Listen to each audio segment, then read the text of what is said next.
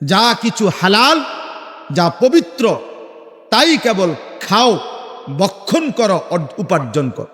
আল্লাহ তাআলা আমাদের প্রত্যেককে, শুধু মুসলমান না, সারা পৃথিবীবাসীকে বলছে হালাল খাও,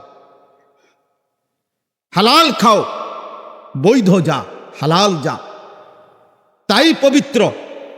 আর পবিত্র যা, তাই পবিত্র যেটা হালাল। এজন্য যা কিছু আল্লাহ এবং তার রাসূল অনুমোদিত নয়, খোদার কসম, এটাকে যত সুন্দর করে সাজানো হোক, এটা অপবিত্র, এটা নাপাক। যা হারাম তা অপবিত্র, যা নিষেধ তা অপবিত্র।